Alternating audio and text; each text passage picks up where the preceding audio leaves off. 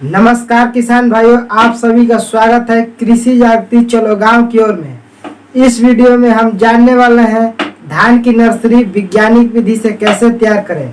तो मानसून ने देश के कई हिस्सों में दस्तक दे दी है और इसी के साथ शुरुआत हो चुकी है धान की रोपाई की तैयारी। हम जानते हैं कि धान की फसल न केवल देश की ज्यादातर जनसंख्या का पेट भरती है, बल्कि ज्यादातर किसानों का जीवन यापन का मुख्य साधन भी है। इसी के साथ यदि हमारे किसान भाई वैज्ञानिक विधि से धान की खेती करें तो उन्हें बेहतर फसल व उपज मिल सकती है। इसलिए आज हम अपने किसान भाइयों को धान की नर्सरी तैयार करने की वैज्ञानिक विधि बताने जा रहे हैं। तो चलो वीडियो को शुरू करते हैं।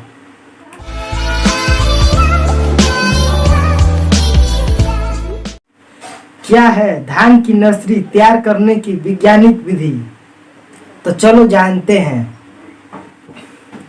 धान की अच्छी फसल लेने के लिए हमारे किसान भाइयों को बहुत सी चीजों का ध्यान रखना बेहद जरूरी है।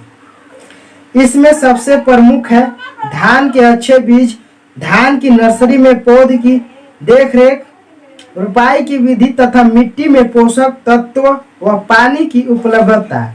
इन सभी को ध्यान में रखना बेहद जरूरी होता है।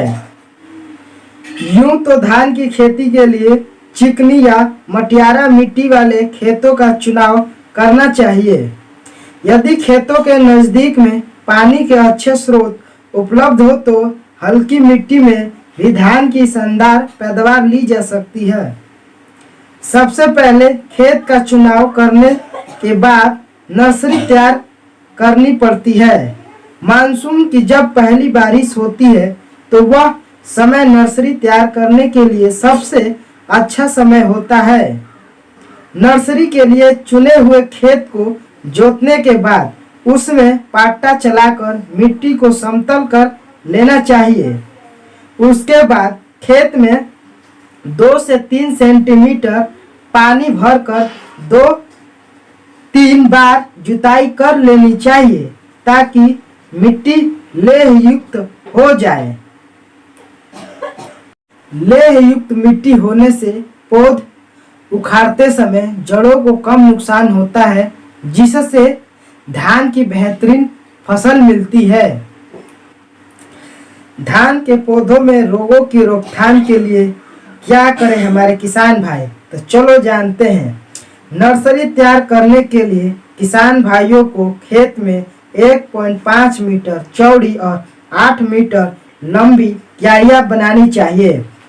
उसके बाद हर क्यारी में 225 ग्राम यूरिया, 500 ग्राम सिंगल सुपर फास्फेट और 50 ग्राम जिंक के साथ गेलवे कृषि के शानदार जैविक उत्पाद जी बायो होमिक 100 ml या जी अमीनो 100 ml के साथ 100 ग्राम जीसी पावर के साथ मिलाएं।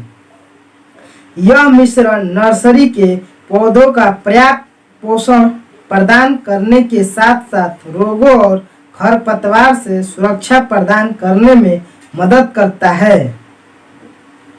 इसी के साथ धान की अच्छी फसल लेने के लिए उचित किस्म के बीजों का चुनाव करना बेहद जरूरी है। तो हमारे किसान भाइयों अपने जरूरत और मिट्टी के अनुसार उचित किस्म के बीजों का चुनाव कर सकते हैं। सामान्यतः 1 एकड़ खेत में रोपाई करने के लिए महीन चावल वाली किस्म की 12 से 13 किलोग्राम की बुआई करनी चाहिए। मध्यम आकार के दानों के लिए 16 से 17 किलोग्राम और मोटे दानों के लिए 20 से 21 किलोग्राम बीज का इस्तेमाल बुआई में करना चाहिए।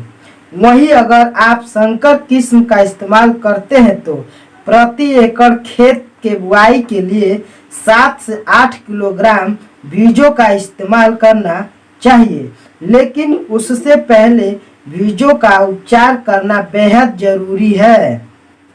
धान के बीजों को शुरुआत में उपचार करने से होता है बीज जनित बीमारियों का खात्मा। धान के बीजों को उपचारित करने के लिए उन्हें 12 घंटों तक पानी में भिगो कर रखें तथा 2 मिली प्रति किलोग्राम की दर से गेलवे क्रिसम के शानदार जैविक उत्पाद जी डर्मा प्लस से उन्हें उपचारित करें। फिर धान के बीजों को समतल एवं छायादार जगह पर फैलाकर जूट की भीगी बोरियों से ढक दें। इन बोरियों के ऊपर समय समय पर पानी का छिड़काव करते रहें ताकि नमी का स्तर बना रहे। ऐसा करने से 24 घंटों में बीज अंकुरित हो जाते हैं। बीज को अंकुरित होने पर तैयार की गई नर्सरी में शाम के समय बुआई करें। ऐसा देखा गया है कि बुआई कई बार नर्सरी में हापर स्टेप बोरर कीटों का प्रकोप हो जाता है।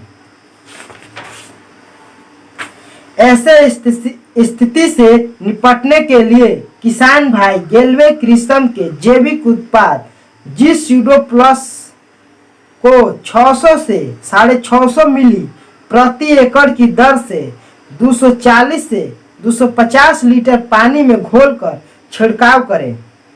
नर्सरी में पौध तैयार होने के 5 से 6 दिनों में ही रोपाई जरूर कर देनी चाहिए। ऐसा करने से आपको भरपूर पैदावार मिलेगी।